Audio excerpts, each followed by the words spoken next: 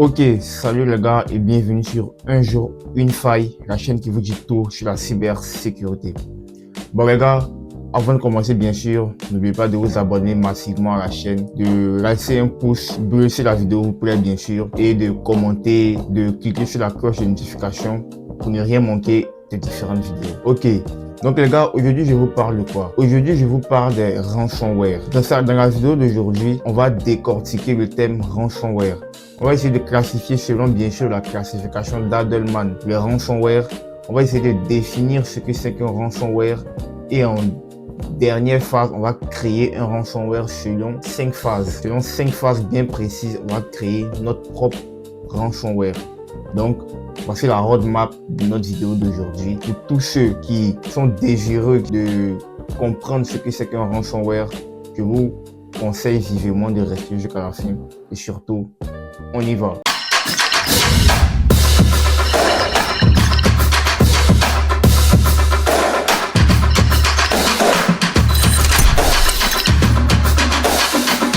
Les gars, avant même de commencer à classifier le ransomware, petite parenthèse d'abord sur ce qui c'est que la classification d'Adelman. Dans ma vidéo précédente, j'en avais parlé, mais j'ai pas pris le temps d'expliquer.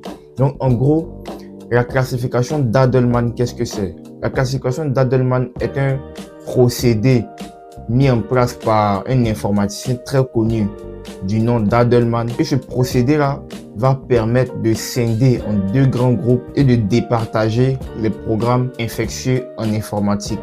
Et ces deux grands groupes sont les programmes simples, qui sont des programmes qui ne font qu'exécuter une charge finale sans se recopier, et les programmes auto-reproducteurs qui, en plus d'exercer une charge finale, recopient leur code viral dans d'autres fichiers cibles.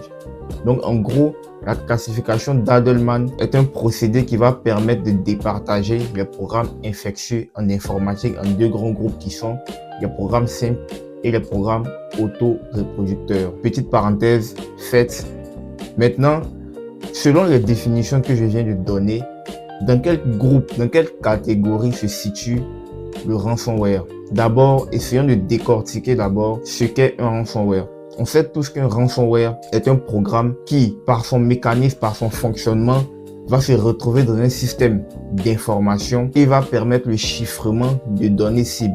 Donc, en gros, un ransomware est un programme qui va exercer une charge finale qui est le chiffrement de données cibles. Donc, selon la classification d'Adelman, un ransomware est qualifié de programme simple car il exerce une charge finale qui est le chiffrement de données cibles sans toutefois recopier son code viral dans des fichiers cibles. Maintenant qu'on a classifié selon la classification d'Adelman le ransomware, on doit définir maintenant ce que c'est qu'un ransomware. En gros, un ransomware ou rançongiciel en français est un type de logiciel malveillant utilisé par des pirates informatiques pour bloquer l'accès à un appareil, à des fichiers et demander de l'argent en retour. Donc en gros, c'est une prise d'otage informatique. Maintenant qu'on a classifié le ransomware, qu'on a défini, on va maintenant passer à la création de notre propre ransomware. Et comme je l'ai dit, la création de notre ransomware, on va la faire en 5 étapes clés. 5 étapes précieuses dans la création d'un rançongiciel. Ces 5 étapes sont la phase 1, qui est la phase de reconnaissance. 2, la phase de chiffrement. 3, la phase de propagation et rançon. 4, la phase de déclenchement. Et 5, la furtivité. Ne vous inquiétez pas, je vais décortiquer ces différentes phases-là tout à l'heure. Ok les gars, donc comme je vous disais, là on est à la phase 1 qui est la phase de reconnaissance. La phase de reconnaissance va consister en quoi? On sait tous que le ransomware, normalement, il va devoir cibler des fichiers cibles, il va devoir cibler des fichiers compromettants. Donc qu'est-ce qu'il va faire? Il y aura une phase de reconnaissance de ces fichiers-là. Donc on va écrire un script, ou du moins j'ai écrit un script qui va nous permettre de mener à bien cette phase de reconnaissance là. On va exploiter ce script, je vais vous expliquer de long et en large ce que fait ce script là, et c'est comme ça qu'on va procéder pour les autres phases. Voilà, donc on a notre script ici, c'est un script en bash, voilà, pour l'automatisation des tâches et tout. Donc ici déjà, je vais pas vous expliquer le bash, voilà, je vais juste vous donner les grandes lignes du script et tout ça. Donc qu'est-ce que notre script ici va faire? Ici notre script, il va parcourir, on va lui donner un répertoire. Ici, on va lui donner un répertoire en paramètres. on va passer un répertoire en paramètre à notre programme. Et qu'est-ce qu'il va faire? Le programme va parcourir récursivement, le répertoire qu'on lui aura donné en paramètre. Il va parcourir récursivement le répertoire qu'on lui aura donné en paramètre et il va nous lister tous les fichiers cibles. Ici, le fichier cible, ce seront les fichiers .txt, le fichier .dat. Vous voyez, donc il va nous ficher tout, il va nous cibler, il va nous lister tous les fichiers .txt, .dat. Ok. Et après d'avoir fait ça, il va nous créer un fichier qui est target list.txt dans lequel il va mentionner tous les fichiers cibles qu'il aura trouvés. Voilà, donc c'est ce que notre programme va faire ici. Donc c'est là que c'est la phase de reconnaissance. Comme je vous ai dit, la phase de reconnaissance va permettre au ransomware de reconnaître de cibler tous les fichiers à compromettre. Ici, dans notre cas ici, ce sera le fichier .txt, le fichier .dat. Voilà. Donc voici le code. Donc ne vous en faites pas. Tous les codes que j'aurai à faire, que j'aurai à présenter ici, je vais le mettre sur mon GitHub. Je vais le mettre sur mon GitHub et je vais mettre le lien du GitHub dans la description. Voilà, donc pour ceux qui auront envie d'essayer de prendre le code et de s'entraîner un peu, d'essayer de comprendre comment ça se passe et tout ça, vous pourrez le faire. Mais je vous préviens, petit disclaimer, voilà, tout ça c'est à but éducatif. Voilà, je n'incite personne à aller compromettre un système. Voilà, donc je me dédouane complètement de ce que vous pourrez faire avec ce genre de script et tout ça. Voilà. Petit disclaimer, c'est dit. Donc on peut y aller. Donc je ne vous apprends rien, voilà. C'est du bash. Et ça, c'est une fonction récursive. Voilà, c'est une fonction récursive. Je tiens à préciser aussi que le bash, pour ceux qui ne savent pas, le bash est un langage de programmation qui utilise beaucoup toutes les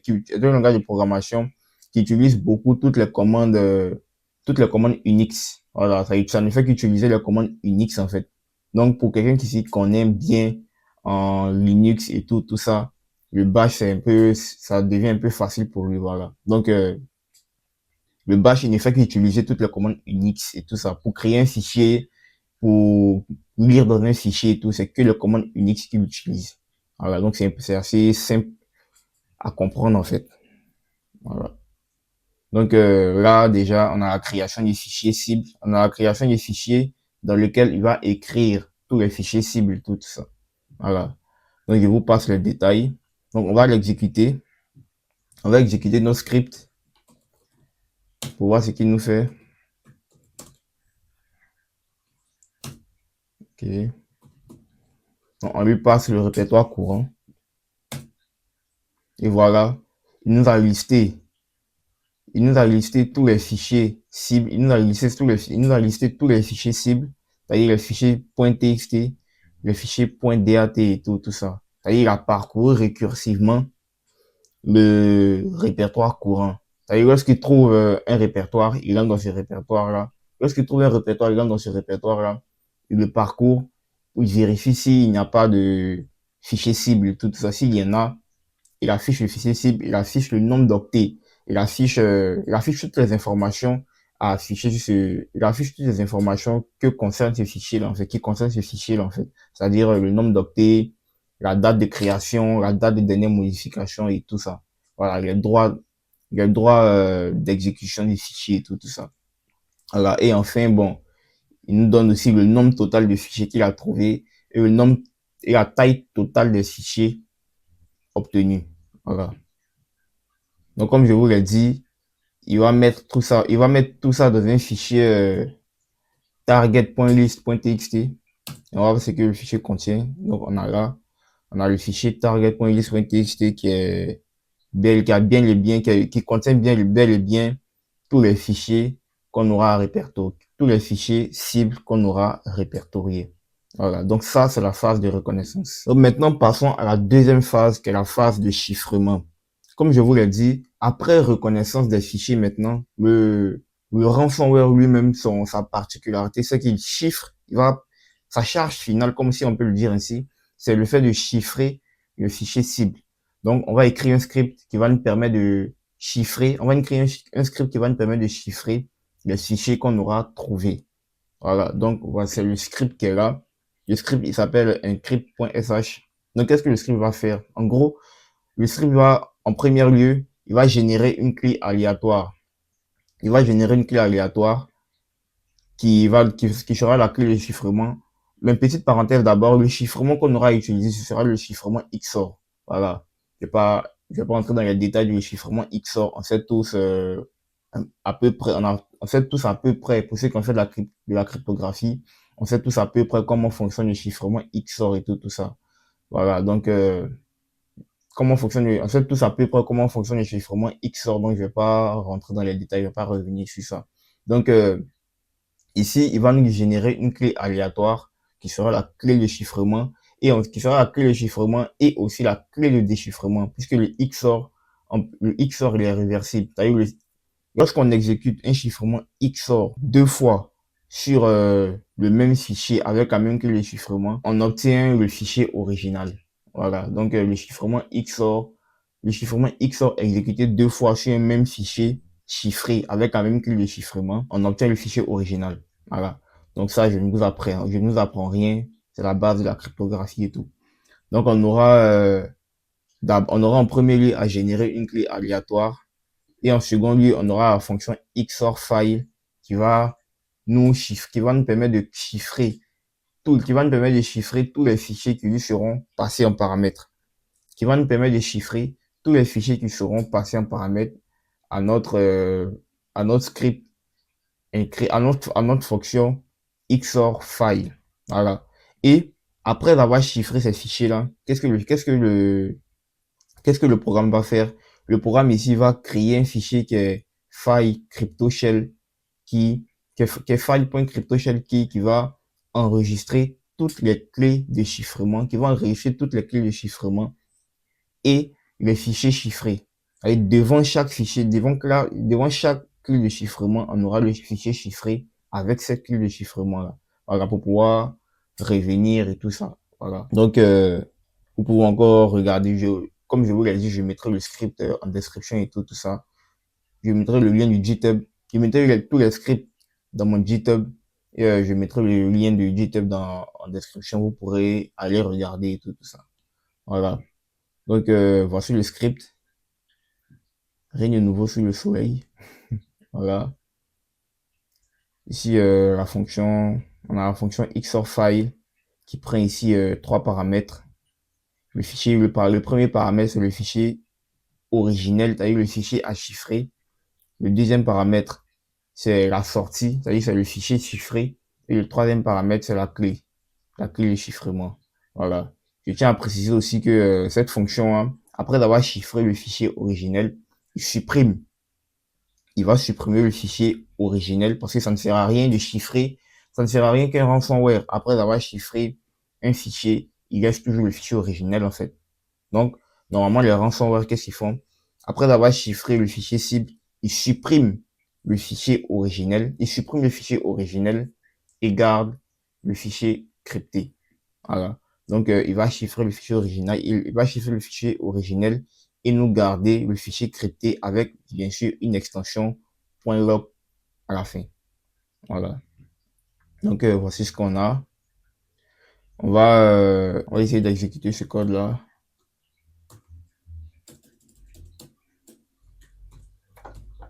Encrypt.sh. Ok.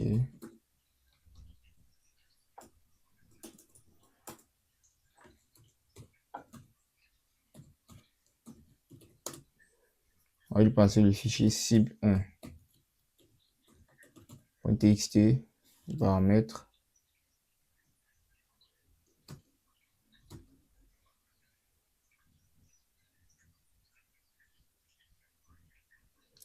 On va lui passer le fichier cible 1.txt en paramètres.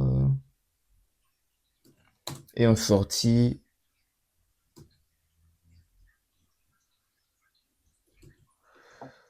on va lui passer crypt. Et le nom d'un fichier quelconque. Bon, on va devoir créer ce fichier là. Bon. Créer d'abord le fichier crypt.txt. Voilà. Donc maintenant, on aura notre fichier encrypt.sh.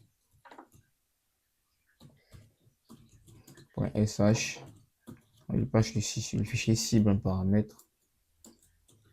Et on lui passe le fichier de sortie.txt. Script.txt.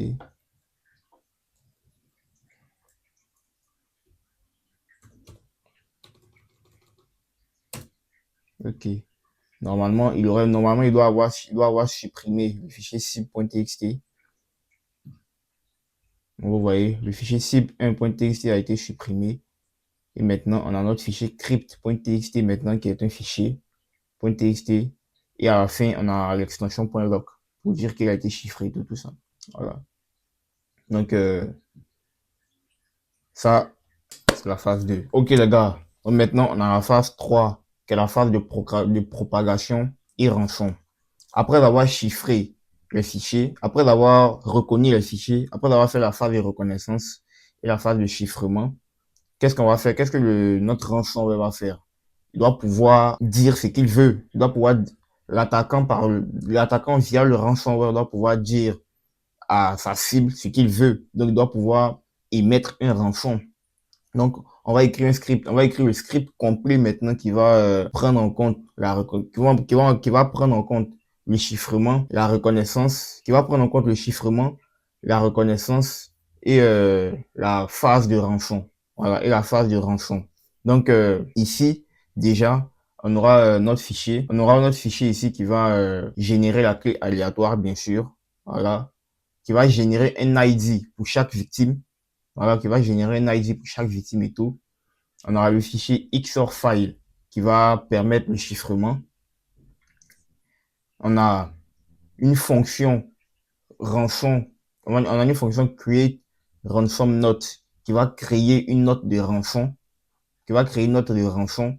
Voilà, qui va créer une note de rançon et permettre à l'attaquant de pouvoir émettre son désir, de pouvoir émettre ce qu'il veut, voilà, de pouvoir émettre sa volonté. Voilà. Donc, c'est ce qu'on a. Et après, on aura une fonction récursive qui va parcourir le fichier,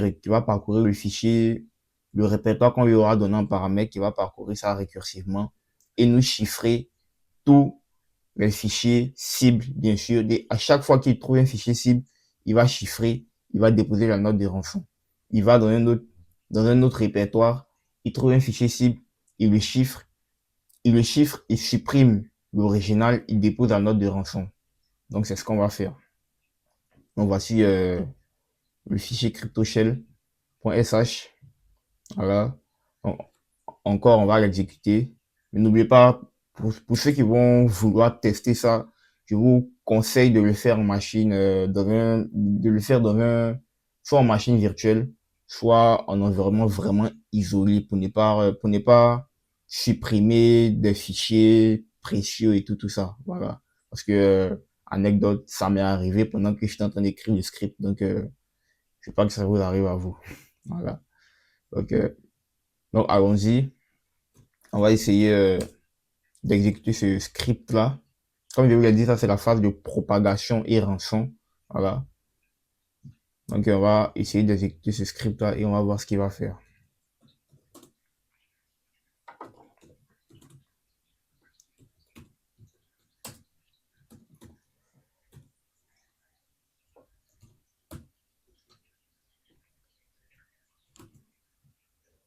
Là, j'ai plus besoin de mettre en paramètre. J'ai plus besoin de mettre en paramètre du programme le fichier et le répertoire que je vais infecter en fait. Voilà. Dans la fonction, j'ai déjà défini, dans le programme, j'ai déjà défini ça. Voilà. Donc, ici, c'est le programme courant, c'est le répertoire courant. Voilà. C'est le répertoire courant que je vais parcourir en fait. Maintenant, vous, chez vous, vous pouvez le modifier un peu et tout ça. Voilà. Donc, le programme va parcourir le répertoire courant. Il va exécuter sa charge virale et tout. Donc, on va exécuter le fichier pour voir ce qu'il va nous donner. Vous voyez, voici ce qu'il nous donne. Le fichier a été chiffré. Donc, on voit chiffrement de cible.txt, cible2.txt. Il est entré dans le fichier lab .lab, il a cherché, il est entré dans le fichier .lab,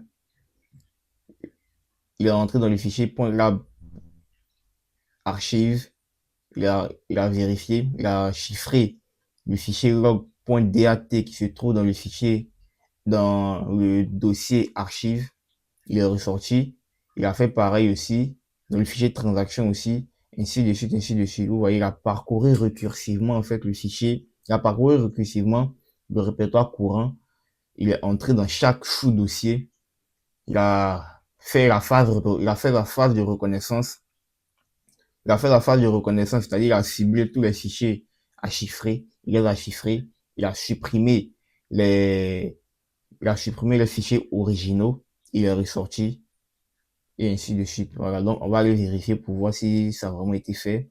Donc vous voyez, ils ont été chiffrés. On rentre dans le fichier .lab. Vous voyez, on a la note de rançon qui a été déposée. On a la note de rançon qui a été déposée. On a les fichiers qui sont chiffrés. Si vous pouvez voir que les fichiers ont bel et bien été chiffrés, vous voyez. Voilà. On a les fichiers qui ont été chiffrés dans la note de rançon. Essayons de voir ce que la note de rançon nous dit. Vous voyez. C'est ce que la note de rançon nous dit. Tous vos fichiers importants ont été chiffrés, identifiant unique de la victime. Voici ça. Pour récupérer vos données, envoyez 5 bitcoins à l'adresse suivante. OK.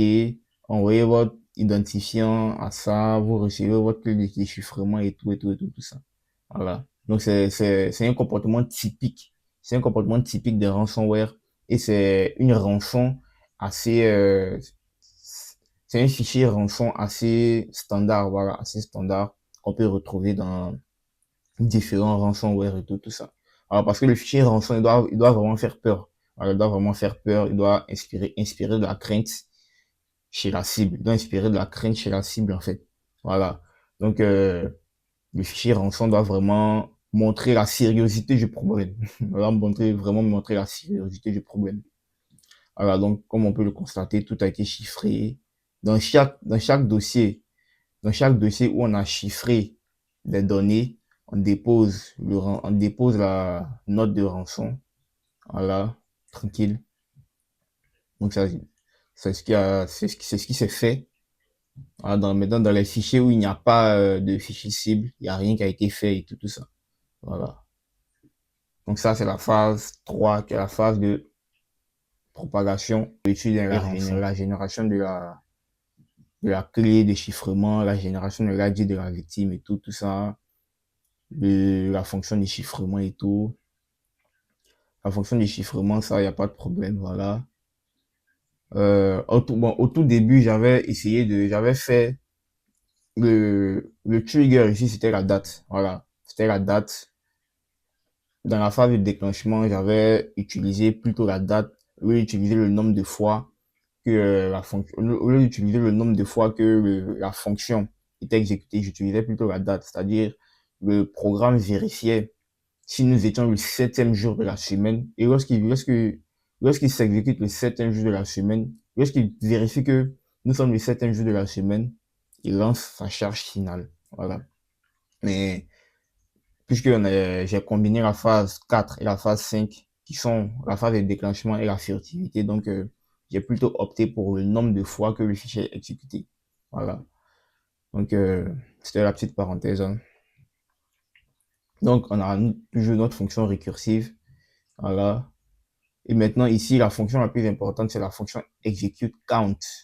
La fonction execute count ici, qu'est-ce qu'elle va faire? C'est-à-dire, à chaque exécution, à la première exécution du programme, un fichier caché sera créé. Un fichier sera créé, mais ce fichier-là sera caché à la vue de l'utilisateur. Ce fichier sera créé dans les fichiers temporaires, en fait, ce fichier-là. Le fichier hide.cscount. Vous voyez, ce fichier-là, il sera créé directement dans les fichiers temporaires. Et à la première exécution du ransomware, à la première exécution du programme, il sera exécuté dans les fichiers, il sera créé dans le fichier temporaire. Et lorsqu'il sera créé dans le fichier temporaire, à chaque exécution du programme, on va incrémenter dans ce fichier-là le nombre de fois que le programme a été exécuté. Et lorsque ce nombre-là va dépasser 5 directement, la charge finale sera lancée et le fichier caché sera supprimé. Voilà, donc on va exécuter notre programme encore pour éviter de trop parler. Voilà, on va l'exécuter tranquillement. Comme d'habitude, chmod. Voilà. On l'exécute une première fois, vous voyez qu'il n'y a rien qui s'est passé. Donc, on va le vérifier dans nos fichiers temporaires. Vous voyez, on a le fichier hide.cscount. On va essayer de voir ce qu'il contient. Vous voyez, il contient 1. Ça veut dire, ça c'est le nombre de fois que le programme a été exécuté. Ça fait 1. C'est la première fois. On l'exécute une deuxième fois. On vérifie encore. Là maintenant, on a 2. Après, une troisième fois. Vous voyez, on a 4. Tout ça dans l'ignorance en fait de l'utilisateur. Voilà, dans l'ignorance de l'utilisateur. Donc, lorsqu'on arrivera à 6, vous allez voir, on a 4, 5, et le sixième, on a toujours le fichier qui est toujours, le fichier est toujours là, le fichier est toujours présent. Vous pouvez voir, il est toujours présent. Et à la 6e exécution, bingo, on a l'exécution de la charge finale qui est là. Ouais, on a la charge finale qui est exécutée. Tous les programmes sont chiffrés. Tous les fichiers sont chiffrés. Les fichiers originaux sont supprimés. Voilà. Et qu'est-ce qu'on va faire? On va maintenant vérifier si notre fichier CS, si notre fichier caché est toujours présent. Vous voyez, le fichier caché a été supprimé. Voilà. Il a été supprimé pour effacer toutes les traces. Voilà. Raison pour laquelle on parle de furtivité. Il a été supprimé pour effacer toutes les traces et tout ça. Voilà. Donc ça, c'était les phases 4 et 5. Ok les gars, donc on a la fin de cette vidéo. J'espère qu'elle vous aura plu, qu'elle vous aura appris de nouvelles choses. Voilà. Et comme je l'ai dit, tous les codes que j'ai eu à écrire et tout, je vais les mettre sur mon GitHub et mettre le lien du GitHub dans la description. Voilà. Je réitère encore mes propos. Je n'incite personne à aller faire je ne sais quoi à je ne sais qui. Voilà. Donc je me dédouane complètement de ce qui pourrait se passer dans un futur proche. Là. Donc les gars, on a la fin de cette vidéo. N'oubliez pas de liker si la vidéo vous aura plu. Si la vidéo vous a plu, n'oubliez pas de laisser un commentaire. N'oubliez pas de cliquer sur la cloche de notification pour ne rien manquer des différentes vidéos. Voilà, on se retrouve la semaine prochaine pour une nouvelle vidéo. Et jusqu'à là, n'oubliez pas, restons vigilants sur le cyberespace.